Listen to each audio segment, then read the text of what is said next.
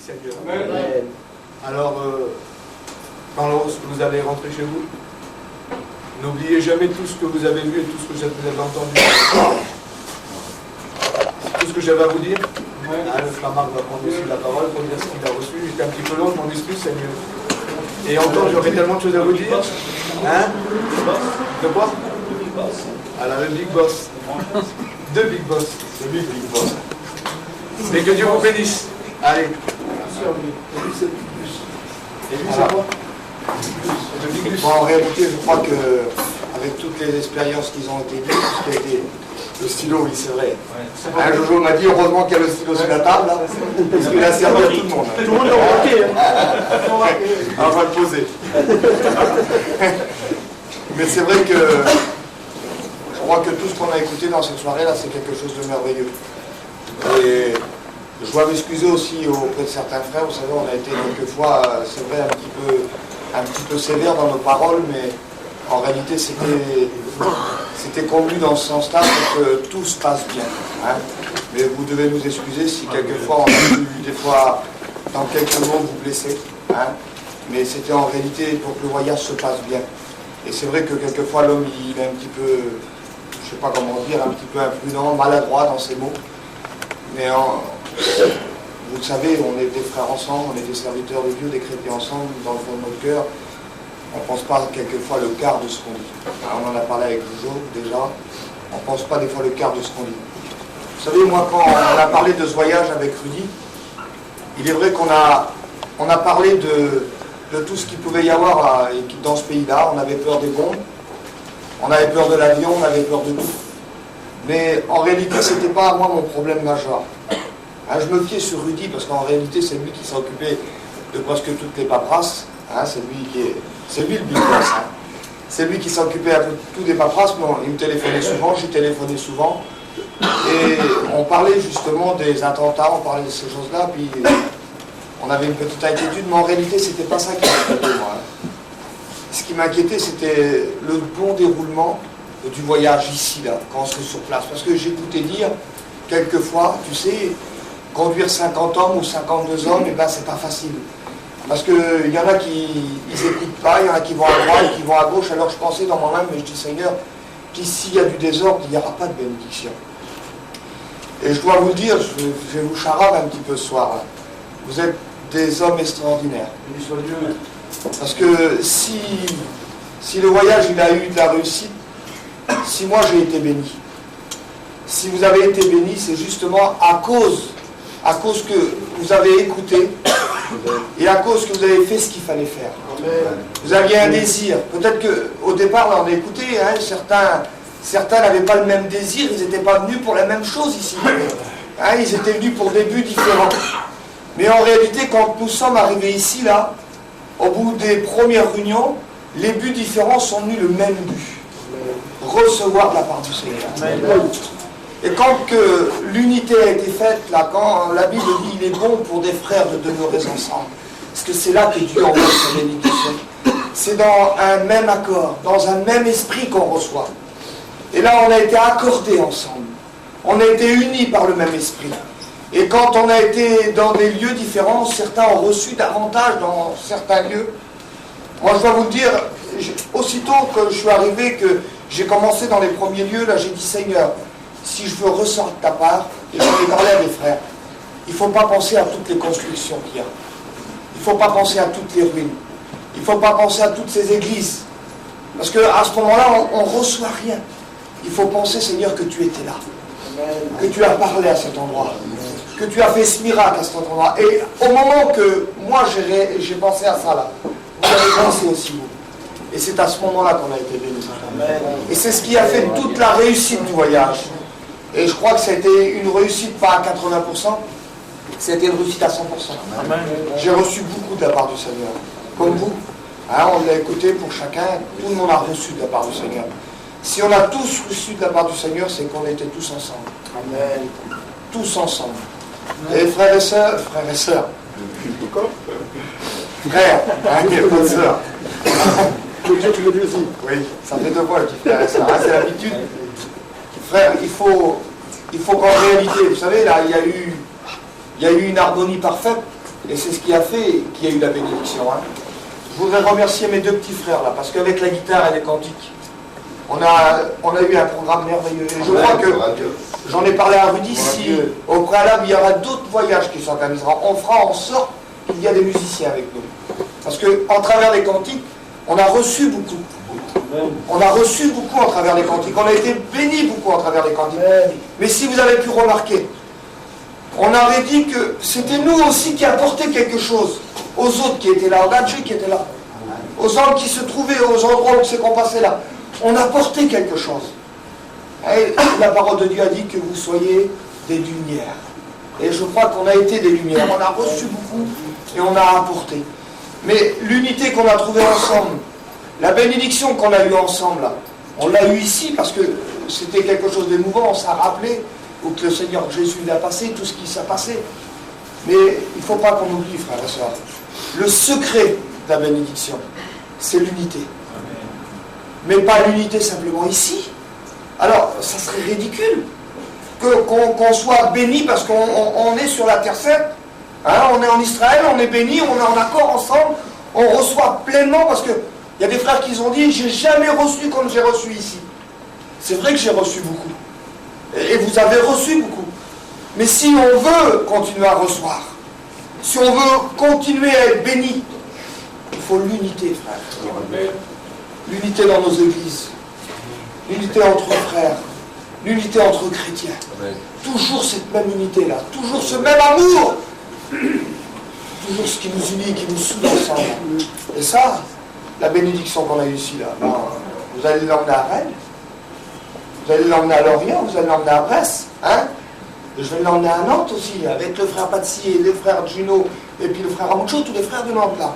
Pourquoi? Parce qu'on va rester unis ensemble, dans le même esprit, on va travailler ensemble, toujours pour le même but, pour servir Jésus, et qu'on remporte des victoires, davantage de victoires. Amen. Voilà ce que j'avais à dire. Et je crois qu'en réalité, je crois et je vous le redis, s'il y a eu de la réussite dans ce voyage-là, c'est parce qu'ensemble, on était tous ensemble. Et restons comme ça. C'est l'esprit qu'il faut garder. Il faut garder pour pouvoir remporter les victoires. Amen. Le Seigneur vous bénisse. Par ici, aussi avec. Je rends grâce à Dieu pour tout ça. Et puis, je remercie mon Seigneur parce qu'il m'a donné pas mal de choses. J'ai été baptisé du Saint-Esprit. Et puis dans la chambre haute, pour les 19 jours là, j'ai été renouvelé du Saint-Esprit aussi avec. Et c'est, il m'a donné un plus, il m'a donné l'amour dans mon cœur. Avant, je n'étais pas comme ça, c'est vrai, Seigneur. Et puis c'est vrai que maintenant, j'aime mon prochain, comme moi-même. Hein? Et puis, bon, bah, c'est tout là. Dans tout ce qui s'est passé depuis tout à l'heure, les frères qui ont pris la parole. Et derrière chaque parole qui a été prononcée, derrière chaque conversation, il y avait une personne et il y avait un cœur. Et toutes les personnes qui ont pris la parole, c'est parce que quelque chose s'est produit dans leur cœur. Sinon, ils ne seraient pas venus le dire. Et ça, c'est quelque chose d'important. Et je suis persuadé que ceux qui sont restés assis auraient certainement eu quelque chose à dire. Peut-être qu'ils n'ont pas osé, ou parce qu'il y avait la timidité ou autre, mais je pense que nous avons tous été bénis. Moi-même, je dois dire qu'au travers de ce voyage, je le dis là aujourd'hui, je me trouve encore en Israël, j'ai du mal à le réaliser. Je ne le réalise pas vraiment. C'est peut-être, en arrivant chez nous, peut-être d'ici quelques jours, on fera face aux soucis quotidiens. Hein. Alors là, on fera surface, si vous voulez. Hein. On va atterrir. Il faudra qu'on résout nos problèmes, qu'on reprenne nos travail et tout. Et c'est peut-être là qu'on réalisera justement toute la bénédiction que Dieu nous a accordée tout au long de cette semaine. Et on pourra bien repasser sur nos cœurs. J'aimerais remercier Rudy et Marc de m'avoir invité à faire ce voyage avec eux. Et j'aimerais aussi vous remercier de m'avoir supporté pendant toute cette semaine. Et oui, parce que vous le vouliez ou non, nous avons tous notre caractère. Et on n'est pas toujours facile. Mais béni soit Dieu. Il y a dans chacun de notre cœur un petit peu de tolérance. Amen. Et on arrive à s'entendre un peu. Vous êtes d'accord? Je bénis le Seigneur pour ça. Je dis un peu, mais je sais que le Seigneur fait beaucoup plus. Et c'est lui qui dispose de tout ça. Amen. Voilà, alors j'aimerais lire un texte de la parole de Dieu. Alors je vais essayer de passer vite, parce qu'en fait il est 11h20. Et je pensais tout à l'heure, je regardais la fenêtre qui était là, et je regardais de l'autre côté, je disais à Marc, il serait peut-être pas bon que quelqu'un s'assoie sur le bord de la fenêtre, parce qu'il est 11h20. Et vous vous rappelez, hein, il y a un texte de l'évangile, hein, des Actes des Apôtres. Eutychus, il est passé par la fenêtre. Alors, c'est vrai qu'il est tard. Je vais vous dire, j'ai déjà prêché l'évangile à toute heure de la journée. Ça ne m'est jamais encore arrivé de le prêcher à cette heure-là. Hein? Bien qu'une fois, je suis sorti à 2h du matin de la réunion. Chez nous, c'était quelque chose de vraiment improvisé. Les jeunes sont rentrés dans la salle le soir pour chanter des cantiques. Et puis, ils étaient 7 jeunes filles, hein, tout jeunes. Et là, du coup, le Saint-Esprit est descendu. Enfin, ils étaient plus de 7, mais il y a eu... Ce soir-là, le Saint-Esprit est descendu sur eux, il n'y avait personne dans la salle. Et il y avait 2 enfants de chrétiens, tout le restant c'était des enfants d'inconvertis. Et le Saint-Esprit est descendu, il y a eu 7 baptêmes du Saint-Esprit. On a rentré dans la salle, les parents étaient autour de la salle et regardaient, contemplaient, se demandaient ce qui se passait. Leurs enfants parlaient en langue devant eux. On a sorti de la salle, il était 2h du matin. Des fois, on est... Voilà, j'en arrive à la parole de Dieu. On lit un texte, vous avez votre Bible. Alors on lit un texte dans l'évangile de Luc, au chapitre 9 et verset 57. Évangile de Luc, chapitre 9 et verset 57. Parce qu'il y a des hommes quand même qui ont des belles paroles. Et il y a des hommes qui parlent avec un cœur sincère. Et il y a des hommes qui croient vraiment ce qu'ils disent. Et qui croient surtout être capables d'accomplir ce qu'ils disent. Vous vous rappelez ce qu'a dit Pierre? Il y a un frère qui nous l'a rappelé dans un certain endroit où on a passé. Hein? Pierre, il a dit, même si les autres te renieraient, moi jamais, Seigneur, je te renierai. Il a bien dit Pierre, hein? Il était sincère. C'est sûr qu'il était sincère. Mais seulement, entre la sincérité et la force d'accomplir, il y a une grande différence. Alors regardez le texte. Moi j'aimerais faire une petite rétrospective de ce que nous avons fait. Hein? C'est pour ça que je prends la parole en définitive. Les frères me l'ont demandé, et je vais le faire de tout mon cœur. Alors pendant qu'il était en chemin, un homme lui dit, Seigneur, je te suivrai partout où tu iras. Voilà quelque chose qui est louable, quelque chose de formidable, quelque chose d'extraordinaire. Seigneur, je te suivrai partout où tu iras. Et c'est extraordinaire dans cette lecture. C'est que cet homme n'a même pas posé la question à Jésus pour savoir où il allait. Je regarde le récit, il ne lui pose pas de questions. Il écoute le Seigneur et il dit, Seigneur, je te suivrai partout où tu iras. Moi, je me le demande réellement si cet homme a pesé la portée de ses paroles. Je me suis posé la question, en définitive. Est-ce qu'il avait réfléchi un instant en fait, s'il avait réfléchi et s'il avait vraiment pensé à et s'il avait su pourquoi Jésus était venu, ça m'étonnerait qu'il aurait prononcé ces paroles aussi vite. Peut-être qu'il aurait réfléchi à 2 fois avant de les prononcer. Et il dit bien, Seigneur, je te suivrai. C'est bien ça? Oui? Je te suivrai. Ensuite il dit, qu'est-ce qu'il dit ensuite? Partout. Partout. C'est important quand même. Hein, vous savez, des fois on passe à côté d'un mot, mais il y a des mots qui ont une grande portée. Alors il dit, je te suivrai partout où tu iras. Et ça me fait penser à Ruth, hein, la belle-fille de Naomi, et elle lui a répondu, elle lui a dit, où tu iras, j'irai. Ton Dieu sera mon Dieu, ton peuple sera mon peuple. Ah, c'est formidable, c'est extraordinaire. Et elle l'a dit et elle l'a accompli. Elle a suivi sa belle-mère, elle a abandonné tout son pays. Où tu iras, j'irai. Partout où tu iras, j'irai. Alors en définitive, nous sommes venus en Israël et nous avons parcouru la plupart des endroits où Jésus a marché. Or, on n'a pas été partout où Jésus a été, parce que certainement que l'Écriture nous dit qu'il parcourait les villes et les villages. Donc il est entré dans des endroits où on n'a pas pu aller, c'est sûr et certain ça. Mais j'aimerais, si vous voulez, voir ensemble eh bien, les quelques étapes principales que Jésus a faites pour répondre à cet homme. Je te suivrai partout où tu iras. Est-ce que vous êtes d'accord avec cette parole? Amen. Est-ce que vous êtes prêts à suivre Jésus partout où il ira? Je pense que si je pose la question au frère Patsy, ça fait combien de temps que tu es converti? 45. 45 ans. J'ai 45 ans aussi, moi. Je suis né l'année de la mission. C'est formidable, hein? Je suis né en 52, moi. Vous voyez? Mais ça fait pas 45 ans que je suis Seigneur. Mais pas de si, je suis depuis 45 ans. Moi, ça va faire 28 ans bientôt, au mois de janvier que je me suis converti. Hein.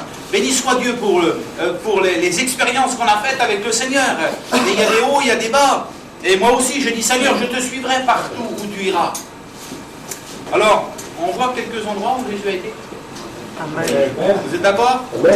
Alors, eh bien, prenez par exemple Matthieu 3, verset 13. C'est la première étape que Jésus va accomplir dans sa vie. Et je pense que, peut-être que pour ceux qui sont là au milieu de nous ce soir, peut-être quelqu'un est concerné. Moi, j'ai été concerné un jour par cela. Le premier des endroits où Jésus a été, première des choses, chapitre 3 et verset 13, Jésus est allé au Jourdain. Première des choses. Et j'aimerais dire ce soir, poser la question peut-être à ceux qui ne sont pas encore engagés avec le Seigneur, ceux qui ne sont pas encore baptisés, ceux qui n'ont pas encore donné leur vie au Seigneur. Est-ce que vous êtes prêts à suivre Jésus partout où il ira? Est-ce que vous êtes prêts? C'est important, je ne sais pas s'il y en a des personnes qui ne sont pas baptisées, mais une chose est sûre, c'est que Jésus est passé au Jourdain. Et Jésus, il est descendu dans le Jourdain. Et il a été baptisé dans le Jourdain. Et je pense que c'est important.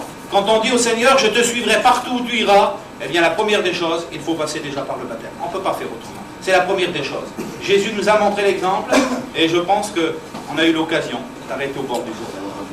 Amen. On a été sur les pas de Jésus, et le titre du voyage, c'était sur les pas de Jésus. C'est bien ça. Amen. Alors au fond, ça va avec. Hein? Je te suivrai, Seigneur, partout où tu iras. Et nous sommes venus en Israël pour essayer de marcher là où Jésus a marché, hein, sur la terre ferme. Mais en réalité, nous sommes appelés à marcher sur les pas de Jésus. Mettre nos pieds, comme dit l'Écriture, dans l'empreinte de ses pas. Mais là, ce n'est plus au sens matériel, c'est au sens spirituel. Et ça, c'est peut-être le moins facile à faire. Parce qu'en fait, venir en Israël et visiter les endroits où Jésus a marché, c'est assez facile quand même. Ça coûte un peu d'argent, ça coûte des sacrifices, mais ça dure qu'une semaine. Mais n'oublions pas que la vie chrétienne, c'est toute la vie. Et ça, c'est beaucoup plus important. Et quand je dis toute la vie, ça ne veut pas dire toute la vie, 1 heure par jour, 2 heures ou 3 heures par jour. C'est toute la vie, 24 heures sur 24. Vous comprenez ça? 60 minutes par heure. 60 secondes par minute. Nous sommes chrétiens tout le temps, le matin, du matin au soir et du soir au matin. Et je pense que c'est quelque chose d'important. Donc la première étape de Jésus, eh bien, c'est le Jourdain. Maintenant, on voit le deuxième endroit où Jésus a été. Matthieu 4. On trouve pratiquement, en suivant, on trouve pratiquement tous les versets. La deuxième étape de Jésus, si nous voulons le suivre partout où il ira, eh bien, il faut le suivre. Il faut le suivre dans le Jourdain. Nous l'avons fait pour la plupart. Peut-être que quelqu'un est concerné ce soir. Et la deuxième étape de Jésus, dans Matthieu 4, il nous est dit qu'il est conduit au désert par le Saint-Esprit. Et je pense que c'est important de comprendre et de réaliser ces paroles. Et je pense que celui qui a dit « Seigneur, je te suivrai partout où tu iras », c'est pour ça que je disais tout à l'heure, je me demande si réellement il a réfléchi à la portée de ces paroles. Jésus a été conduit dans le désert. Alors nous étions d'accord pour le baptême? Pas de problème, nous l'avons fait. Sommes-nous d'accord pour aller au désert? Là, c'est une autre question. Parce que aller au Jourdain, c'est facile. C'est un endroit facile, c'est un endroit... on prend notre baptême, il y a de l'eau, il y a de la fraîcheur, c'est bien. Mais le désert, c'est autre chose. Le désert, c'est la solitude. Le désert, c'est la faim. Le désert, c'est la soif. C'est la sécheresse. C'est quelque chose de très difficile. Et puis on est seul, il y a le danger, il y a les terreurs qui nous saisissent parce qu'on est seul. Et je pense que c'est important de réaliser, si nous voulons suivre le Seigneur, eh bien il nous faut passer au désert. Et nous avons visité le désert. On l'a visité ensemble. On a été en Négev, on a vu le désert de Judée. Merci Seigneur, on l'a vu de nos yeux, on l'a touché avec nos mains, on y a marché avec nos pieds. Ça, c'est quelque chose de formidable. Mais dans notre vie de chrétien, parfois, est-ce que nous ne connaissons pas aussi le désert? Est-ce que assez souvent on ne se retrouve pas assez seul? Je pense que c'est assez souvent qu'on se retrouve seul. Et quand on est dans le désert, on est seul, face à face avec le Créateur. Il n'y a personne autour de nous. On peut crier fort, personne ne nous entend. Et il y a des situations dans notre vie spirituelle où on se retrouve seul. Il y a des gens autour de nous, il y a nos familles, il y a nos enfants, il y a plein de personnes autour de nous, mais on se trouve incompris. Il semblerait qu'on parle, mais il semblerait que les autres sont sourds à nos paroles, et tout demeure sans réponse. Il semblerait que quand on part, ça fait écho, les paroles nous reviennent, et elles reviennent sans effet. Et parfois, eh bien, il est nécessaire de se retrouver dans le désert. Si Jésus a été dans le désert, c'était nécessaire. Et il était obligé d'y aller. Et avant de commencer son ministère, il a passé par le baptême, mais ensuite il part dans le désert. Et là, c'est la purification. Jésus n'avait pas besoin de la purification, hein, pas du tout.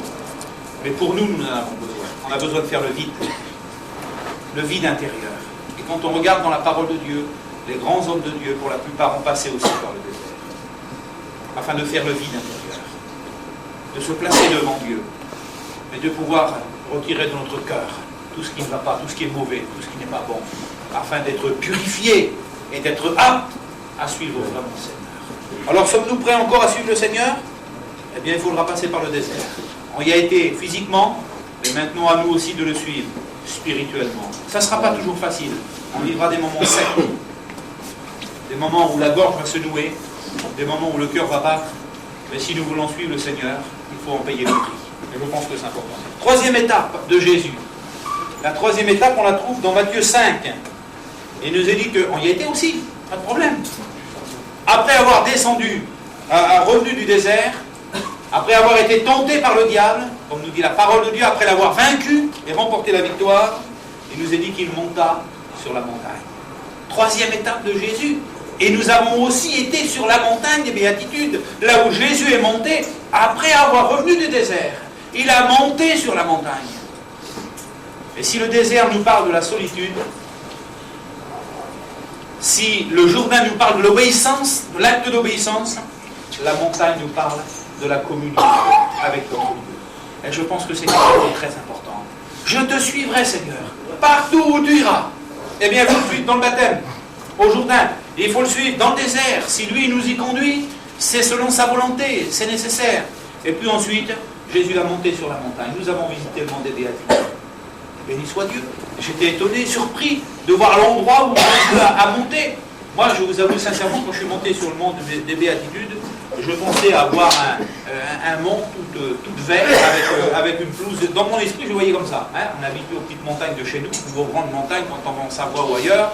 Hein, il y a des beaux sapins, c'est tout vert, il y a des petits ruisseaux qui coulent, c'est formidable.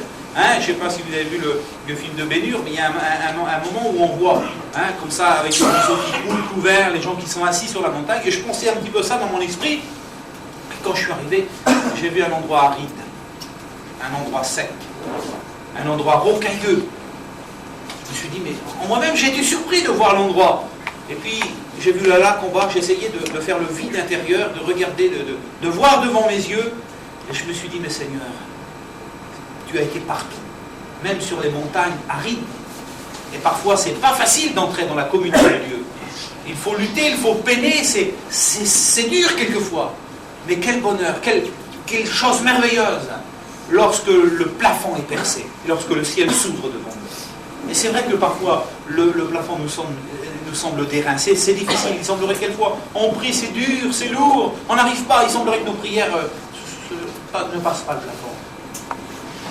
Et je pense parfois même à des prières inexaucées, des prières qu'on attend depuis quelque temps encore, depuis des années peut-être. Je pense quelquefois à ça. Mais Seigneur, mais qu'est-ce qui se passe? Et on n'arrive pas. Et je pense au psaume 73.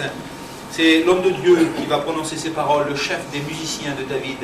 Il va dire, lorsque j'ai voulu entrer dans la présence de Dieu, la difficulté, elle était grande. Il n'arrivait pas à entrer parce que la chair est là, parce que nous sommes orgueilleux, parce qu'il y a la timidité qu'il a, il y a plein de choses en nous. Alors il dit, je n'y arrivais pas. Il dit, la difficulté était grande jusqu'à ce que je pénétrais dans le sanctuaire de Dieu, c'est-à-dire dans sa communion. Et parfois il faut lutter, il faut combattre pour monter sur la montagne. Alors Jésus a monté sur la montagne, c'est le symbole de la communion. Nous voulons le suivre Amen. Jusqu'au bout. Alors avec lui, il nous faut aussi monter sur la montagne. Et le plus souvent possible. Et quand on regarde les Écritures, on s'aperçoit que Jésus aimait monter sur la montagne. Et regardez les décrits en Luc 5, il lui dit, et lui, il se retirait dans le désert et il priait. Vous voyez, il se retirait dans le désert et l'Écriture nous dit que le soir, il aimait monter, se mettre à part. Et il aimait la hauteur. Sur le mont des Oliviers, on a été. il aimait se mettre là à part, dans la communion de son Père. Et ça, c'est quelque chose de formidable. Ça, c'est la troisième étape. La cinquième étape, alors Jésus est là sur la montagne, il enseigne, il apporte la parole, et puis tout à coup, qu'est-ce que Jésus va faire? Il fait une cinquième étape, là. Il va descendre de la montagne. Il descend en bas, et qu'est-ce qu'il y a en bas? Dites-moi, qu'est-ce qu'il y a en bas de la montagne? Il y a la vallée. Parce que chaque fois qu'il y a une montagne, il y a toujours une vallée en bas.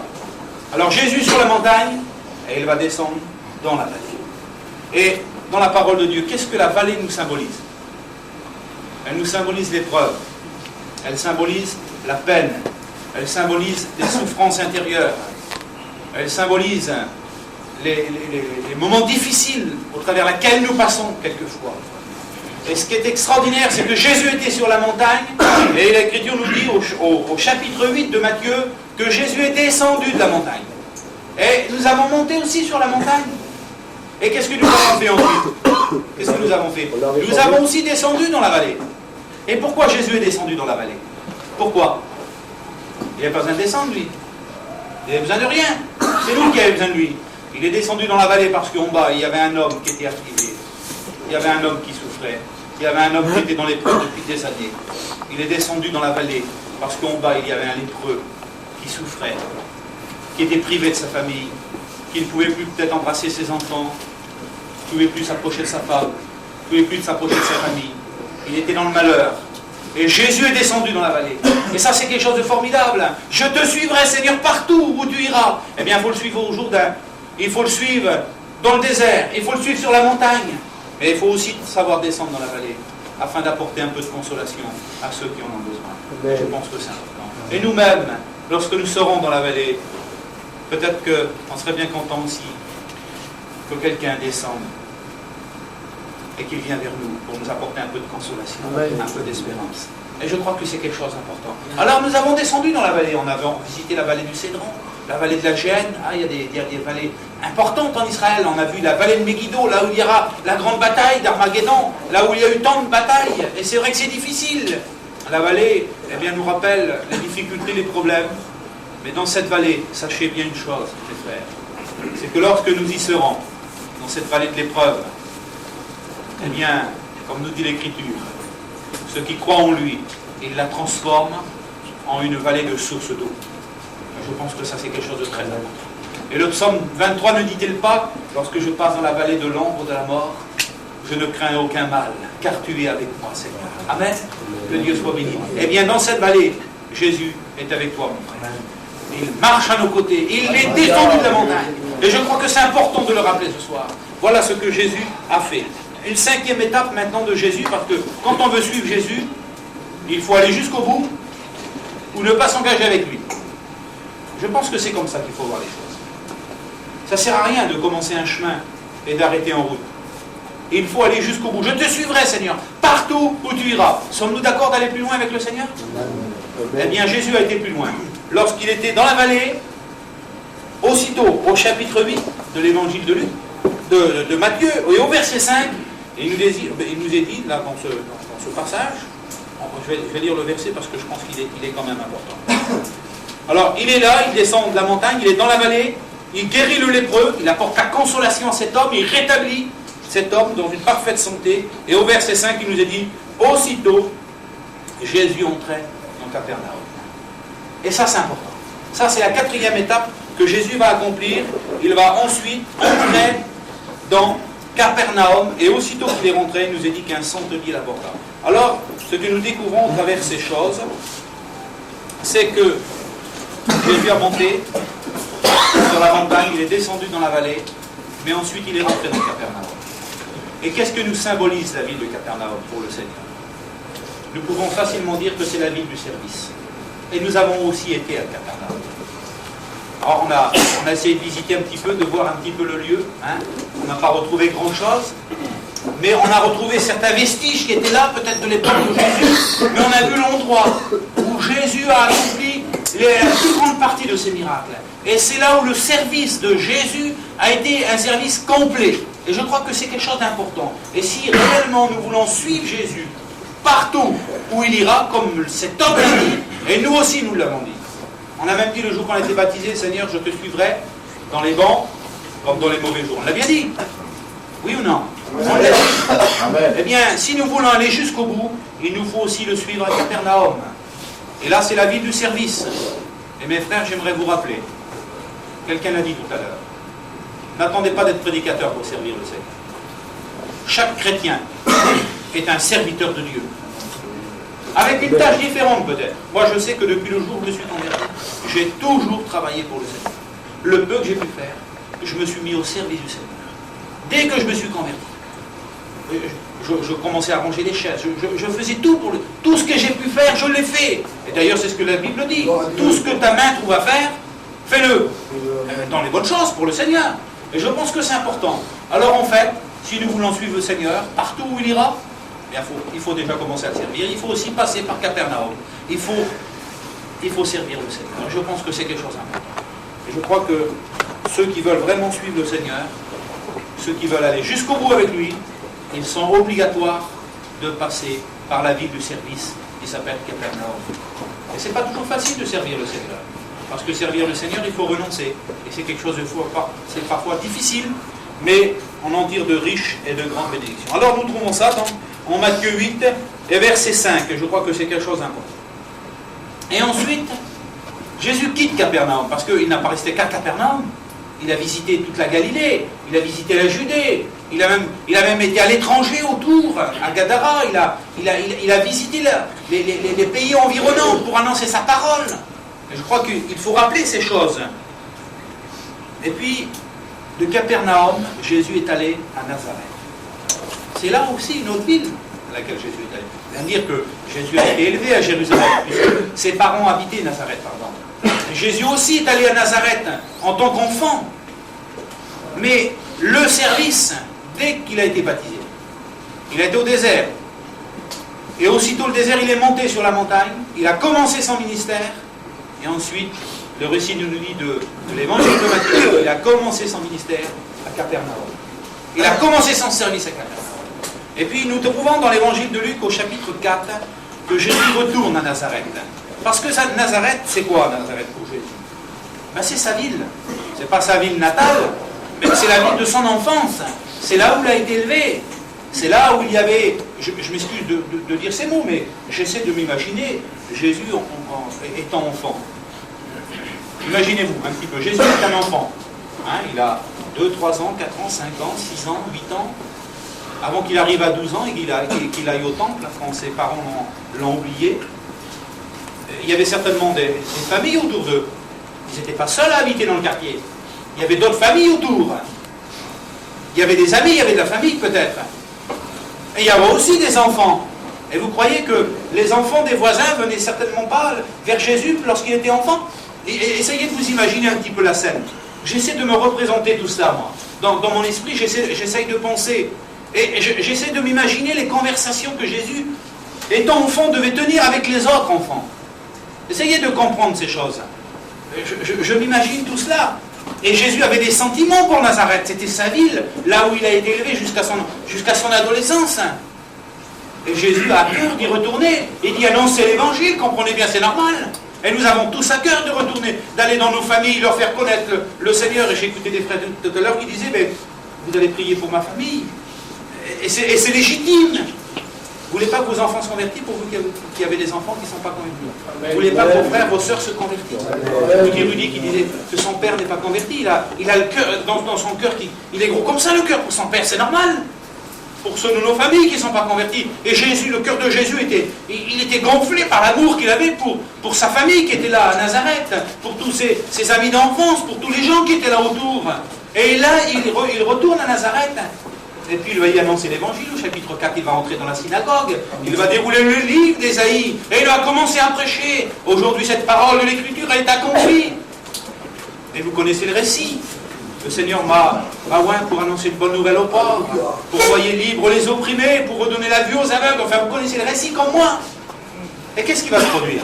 Dites-moi, qu'est-ce qui va se produire? Regardez le verset du chapitre 4 et le verset 27. Ils furent tous remplis de colère dans la synagogue lorsqu'ils entendirent ces choses, et s'étant levés, ils le chassèrent de la ville et le menèrent jusqu'au sommet de la montagne sur laquelle leur ville était bâtie afin de le précipiter en bas. la ville de son enfance va devenir pour lui la ville du rejet. Il va être rejeté de sa famille, incompris des siens, de ceux qu'il aime. Et c'est vrai que parfois c'est difficile, même au milieu de nos familles, on se sent incompris, parfois même nos enfants ne comprennent pas, ou nos parents ne nous comprennent pas, ou nos frères, nos sœurs ne nous comprennent pas, ou nos amis qui étaient là, qui auraient donné leur vie pour nous, sont devenus tout à coup nos ennemis parce que nous nous sommes convertis, parce que nous avons donné notre vie au Seigneur. N'avons-nous pas connu ces difficultés? Ne les connaissons-nous pas aujourd'hui encore? Et si nous voulons suivre le Seigneur, partout où il ira, eh bien, que nous le voulions ou non, il faudra que nous passions par Nazareth.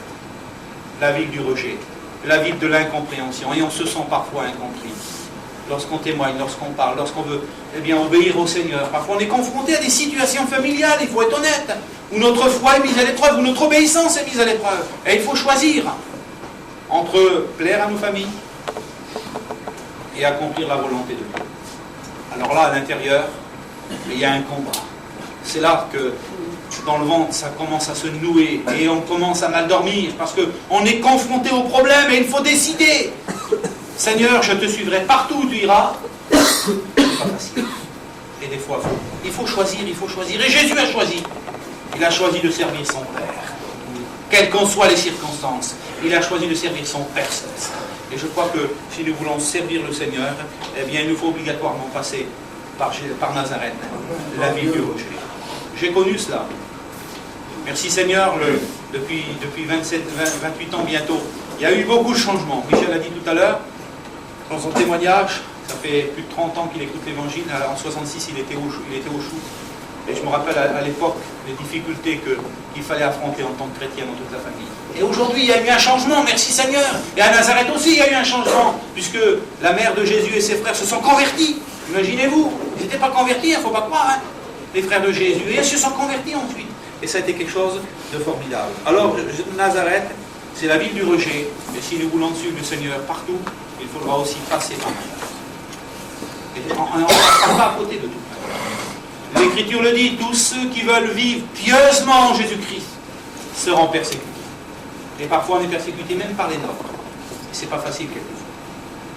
Mais il faut passer par là. J'ai encore deux endroits à passer parce que je ne vais pas entrer dans tous les détails, parce qu'on ne pourrait pas, c'est impossible. Jésus a entré aussi dans une autre ville.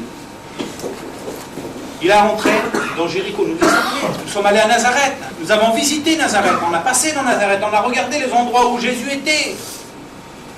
Et puis nous avons aussi passé à Jéricho. Jésus n'a-t-il pas été aussi à Jéricho?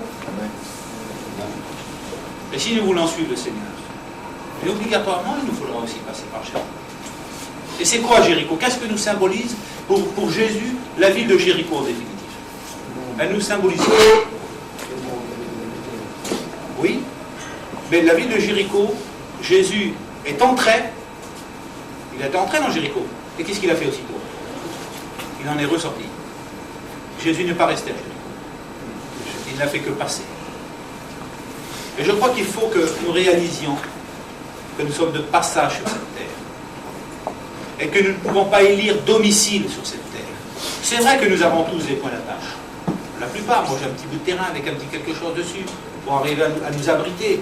Mais en réalité, qu'est-ce que Jésus a dit lorsque cet homme lui a dit « Je te suivrai partout où tu iras ». Jésus lui a dit « Les renards ont des tanières, les oiseaux du ciel ont des nids, mais le Fils de l'homme n'a pas un lieu où reposer sa tête. » Et je crois que la ville de Jéricho nous rappelle justement le passage. C'est la ville du passage. Jésus passe, mais en définitive, il ne s'arrête pas. Il ne s'implante pas. Et il n'y acquiert pas de propriété. Et je crois qu'il faut que nous réalisions en définitive que nous sommes de passage sur cette terre. Et que la vie, elle est rapide. Et je crois que c'est David qui va dire notre vie elle est aussi rapide qu'elle convient. Elle n'est pas plus grande que la largeur de la main. Alors c'est comme ça ce que nous dit la parole de Dieu. Eh bien, Jéricho, c'est la ville du passage. Nous voulons suivre le Seigneur partout, jusqu'au bout. Eh bien, il nous faudra passer par Jéricho. Et bien réaliser qu'en définitive, les choses de cette terre ne nous sont prêtées que pour un temps. Nous ne les possédons aujourd'hui, mais en réalité, nous ne sommes pas les vrais propriétaires. Parce que ce que nous possédons aujourd'hui appartiendra à quelqu'un d'autre. Nous sommes de passage sur cette terre. Et je pense que c'est important. Et puis en passant sur cette terre, en passant à Jéricho, Jésus a accompli 2 miracles. Il a guéri l'aveugle et il a sauvé Zachée. Amen. Mais c'est 2 miracles complètement différents. Il a redonné l'aveugle à quelqu'un et il sauve une autre personne. Mais c'est 2 miracles. Parce que, on l'a vu dans le bateau, hein, le salut, c'est un miracle. Être sauvé aujourd'hui, au XXe siècle, croire à la vie éternelle dans un monde aussi moderne que le nôtre, ça paraît complètement insensé, mais c'est un miracle. Que Dieu soit béni. Merci Seigneur pour ceux qui veulent suivre le Seigneur et qui veulent le suivre jusqu'au bout. Amen. Je termine maintenant, parce qu'après on va partager la Sainte Seine. C'est formidable, on va partager la Sainte Seine, le pain et le vin sur la terre du Seigneur. Je ne sais pas si vous réalisez, mais il y a des émotions quand même. Hein. C'est important. On se rendez compte. Hein. C'est extraordinaire. Jésus a institué la Sainte Seine dans ce pays. Et là, aujourd'hui, on va prendre la Sainte Seine dans ce pays. Moi, je le ressens dans mon cœur, c'est quelque chose qui me fait bouillonner. Je suis vraiment heureux. Alors, Jésus, de Jéricho, il est allé où? Où?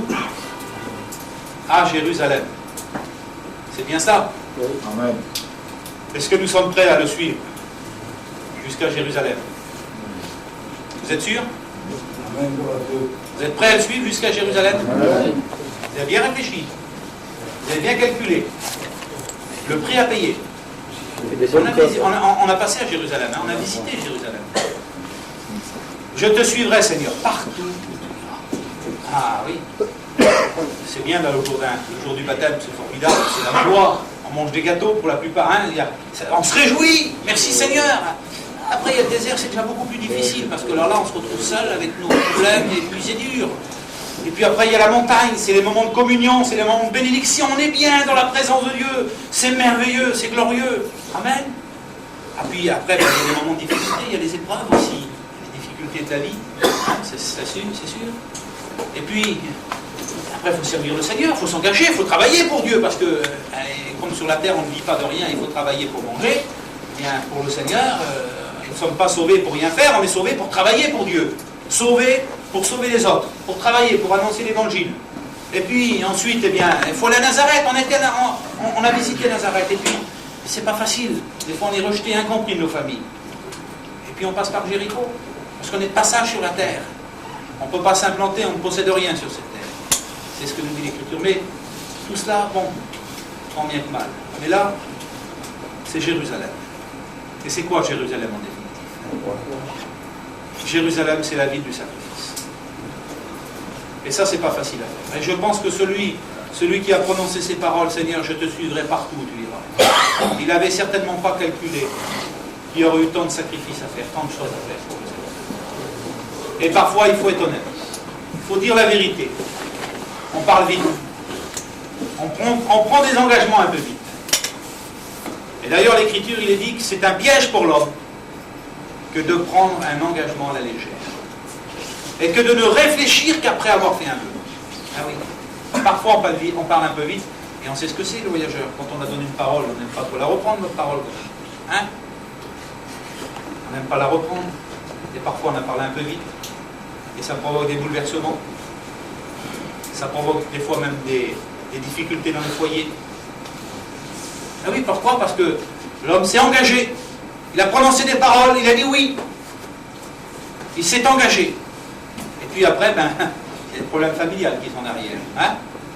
Pas facile. Je parlais avec un frère l'autre fois, et puis je disais que, en fait, quand on est engagé avec une équipe de frères à l'étranger, chaque fois qu'on fait nos programmes, eh bien, moi j'ai jamais consulté une seule fois ma femme pour lui demander si elle était d'accord ou pas d'accord. C'est pas elle qui sert le Seigneur, c'est moi. Vous comprenez cela? Oh, Dieu.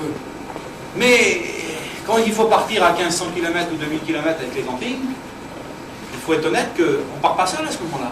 On part avec la famille. Il y a la femme, il y a les enfants derrière. Et ça provoque des erreurs, des difficultés, et quelquefois des problèmes. Mais il faut bien prendre les engagements avec le Seigneur, c'est normal de toute manière. Quand on veut servir le Seigneur, il y a toujours quelque chose à sacrifier.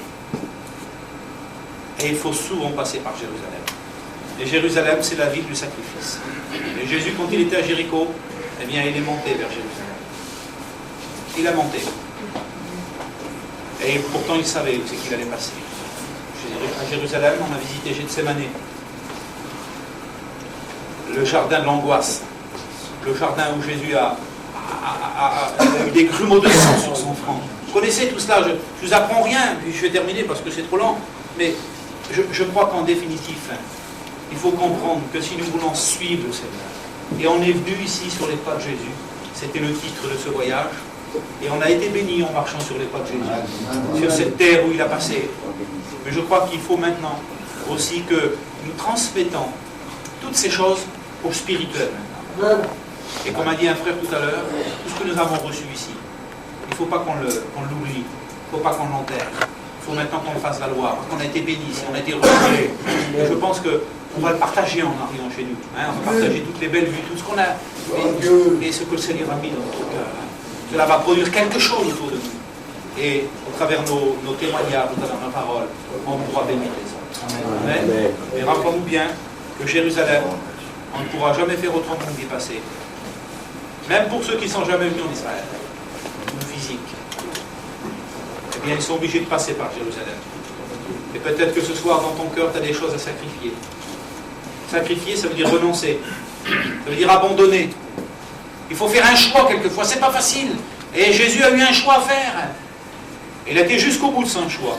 Et je pense que, peut-être que dans ton cœur, je ne sais pas, je dis cela comme ça, je ne connais pas ton cœur, je ne connais pas ta vie. Et il y a peut-être des choses qu'il faut que tu sacrifies. Des choses qu'il faut que tu abandonnes. Et peut-être qu'il est temps de le faire. Il est temps de le faire. Peut-être que demain tu ne pourras plus le faire. Aujourd'hui, eh bien, comme dit l'Écriture, le jour du salut, il est temps de le faire. Alors, est-ce que vous êtes d'accord de suivre le Seigneur? Alors on va le suivre ensemble, on va prier le Seigneur. Hein? On s'est engagé et nous voulons aller jusqu'au bout. En commençant par le Jourdain et en finissant par Jérusalem. Et rappelons-nous la dernière étape de Jésus, lorsqu'il était avec ses disciples. Il nous a dit qu'il y a eu l'ascension et Jésus est parti au ciel. Et rappelons-nous bien que si nous voulons un jour partir avec le Seigneur, si nous voulons vivre l'ascension, parce que nous vivrons l'ascension, Jésus viendra sur les nuées du ciel et il viendra chercher son Église. Ben, il faudra automatiquement que nous passions par toutes ces étapes que Jésus a passées. Autrement, il n'y aura jamais d'ascension. Donc il faut que nous réalisions ces choses, que nous les comprenons bien, et que notre vie chrétienne ne soit pas des mots seulement, mais qu'elle soit une réelle consécration, un réel sacrifice. Apportons au Seigneur un sacrifice de louange, comme nous dit l'Écriture, un sacrifice d'adoration inculte, qui lui soit reçu. Seigneur, tous ensemble, nous te bénissons ce soir et nous te rendons grâce. Merci pour ce privilège qui a été le nôtre pendant toute cette semaine, de pouvoir passer là où tu as marché toi-même, Seigneur. Et nous avons été dans tous ces endroits où tu as accompli pour nous des miracles. Tu as guéri les malades, les paralytiques, tu as, Seigneur, fait voir les aveugles, tu as accompli tous ces miracles.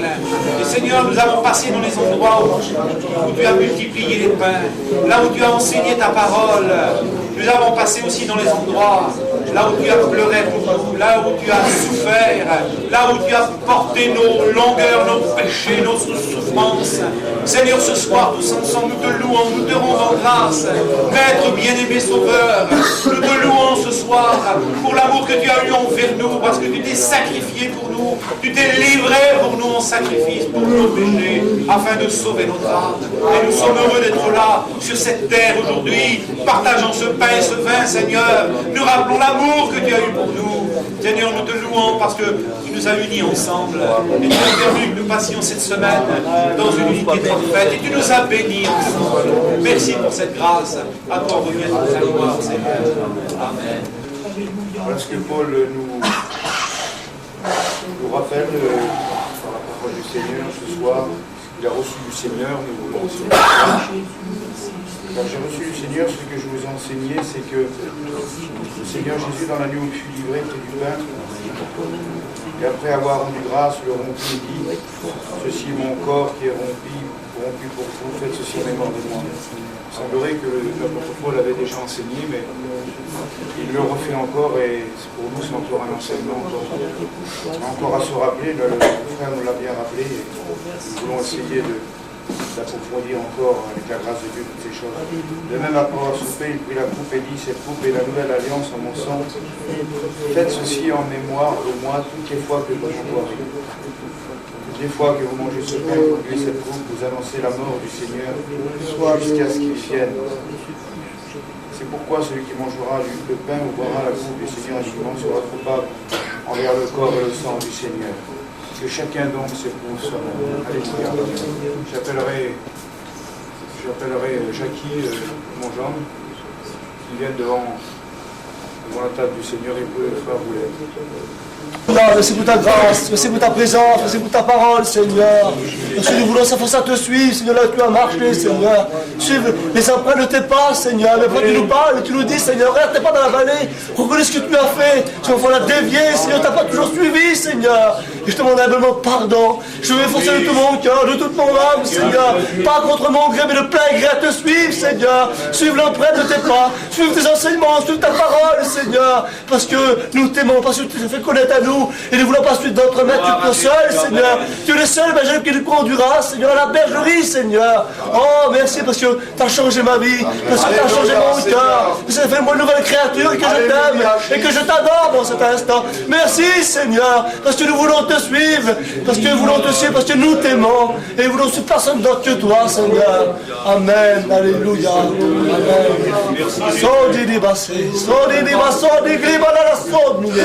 Gloire à Dieu pour sa grâce, pour sa paix, pour sa présence. Alléluia. Merci Seigneur. Amen. Oui, Seigneur, pour ma part, je veux te rendre grâce, te louer, te prier, parce que tu es vivant, tu es présent. Amen. Tu es dans l'esprit, en vérité, tu vas me bénir et fortifier. Gloire à Dieu. Et combien mon âme bénit l'Éternel, ne plus aucun, c'est bien fait, Seigneur, dans cette soirée. Merci pour ton culte d'adoration, Seigneur. Merci parce que tu vas nous bénir et tu vas nous fortifier. Et comme c'est un privilège dans ta maison, Seigneur, et crier vers toi des bénédictions et des grâces. Et combien mon âme est dans la joie, Seigneur, dans cette soirée, d'être avec mes frères, Seigneur, en communion, Seigneur. Mon âme bénit l'Éternel, Seigneur, dans cette soirée, et n'oublie aucun, c'est bien fait. Merci pour cette bénédiction que tu m'as donnée, mon Seigneur. Oh, merci pour la grâce, Seigneur, que tu m'as donnée. Et combien mon âme bénit l'Éternel, il n'oublie aucun, c'est bien fait. Tu béniras chaque frère qui sont là, Seigneur. Tu étendras tes mains bénissantes sur eux, mon Seigneur. Remplis-nous de l'Esprit Saint, Seigneur, dans cette soirée. Donne-nous à crier vers toi des bénédictions et des grâces, Seigneur. Oh, merci pour cette bénédiction. Merci pour le renouveau dans la vie chrétienne. Oh, merci Jésus. Et que ton nom soit loué et béni, Seigneur. Amen. Ce retour, encore avec des bénédictions, Seigneur Jésus. Et nous les retours de ta grâce. Oh, merci Jésus pour ton amour.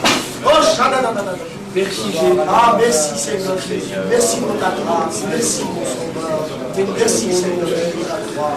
Ah,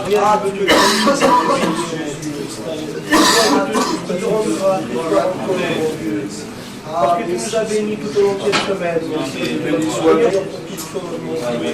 Merci Seigneur parce que nous avons eu ce privilège, mon Dieu, de marcher dans tes pas, Seigneur, de suivre le chemin que tu as tracé pour nous. Et je sais, Père éternel, que tu es notre berger, Seigneur, et que tu marches toujours devant nous. Amen. Et c'est en toi, Seigneur notre Dieu, que nous avons un réconfort, mon Dieu, parce que combien tu nous as montré, tu nous as aimés, mon Dieu. Combien tu nous as aimés, Seigneur Jésus. Et combien tu as donné ta adoration. Je veux comment il te bénit et te rend grâce. Je demande, Seigneur, de bénir chacun de nous. C'est le jour avant que nous partons. Retourner en France. Seigneur, bénis mon fils qui t'appartient. Ton regard sur lui, Seigneur. Fais-toi connaître à lui, mon Dieu. Reviens, Seigneur, mon cœur, chez dans la joie, Seigneur. Vous pouvez louer avec nous, mon Dieu. Oh, Seigneur, qu'est-ce qu'il entend, Seigneur.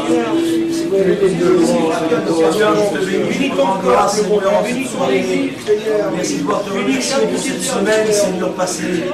C'est vrai que nous sommes dans la joie, Seigneur. C'est vrai que nous sommes dans la joie, mon Seigneur. Bénis mes frères qui sont là assemblés, tu les bénis, tu les fortifies, Seigneur. Merci pour l'harmonie avec mes frères, c'est vrai, Seigneur. L'amour, la patience que nous avons eu envers les autres, Seigneur. Oh Dieu, je te glorifie, je te rends grâce, Seigneur. Ce bon écho, Seigneur, reste gravé dans notre cœur, Seigneur. Merci pour tout. Alléluia.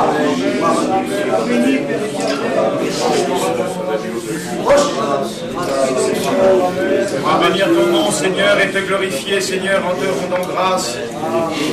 Merci pour ta parole qui me vient dans mon cœur. Seigneur, tu dis dans ta parole, celui qui m'aime me suive, et c'est vrai, combien je t'aime, Seigneur, et combien parfois il est difficile, Seigneur, de pouvoir te suivre à 100%. Je te demande ta grâce dans ma vie, Seigneur, pour mon ministère. De ne pas m'attacher à ces choses mondaines de ce monde, ces choses matérialistes de ce monde, parce que je suis que de passage dans ce monde, Seigneur. Et combien, Seigneur, tu dis que mes brebis entendent ma voix, me suivent, et ce soir, je veux entendre ta voix.